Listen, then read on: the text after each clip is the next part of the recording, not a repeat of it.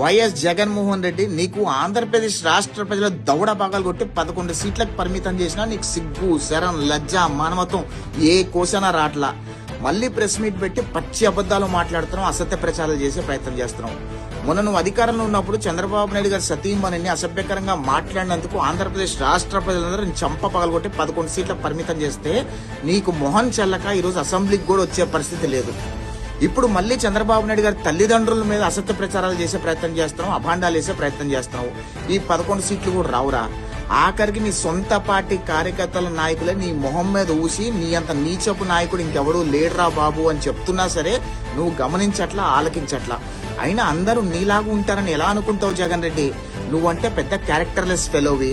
నువ్వు నీ కన్న తండ్రినే చంపించేశావు, నీ సొంత బాబాయిని చంపేశావు, రాజకీయం కోసం నీ తల్లిని కూడా చంపేయాలనుకున్నావు. ఆస్తిలో వాటా ఇవ్వాల్సి వస్తుందని నీ సొంత చెల్లిని క్యారెక్టర్ అసాసిన్ చేసి నీ సొంత చెల్లిని ట్రోల్ చేయించావు నీతాతీతంగా.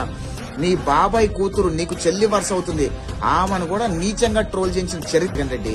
నువ్వు ఆడవాళ్ళకి ఎడిదిరిగి గౌరవం, నీ కుటుంబ సభ్యుల్ని నువ్వు చంపేయాలనుకుంటావు, నీ కుటుంబ సభ్యుల్ని రాజకీయం కోసం వాడుకోవాలనుకుంటావు. నువ్వు ఇంత క్యారెక్టర్లెస్ ఫెలో అయి ఉండి నువ్వు వేరే వాళ్ళ క్యారెక్టర్ గురించి మాట్లాడతావు అనేది ఎంత నీచంగా ఉందో ఒక్కసారి ఆలోచించు జగన్ రెడ్డి.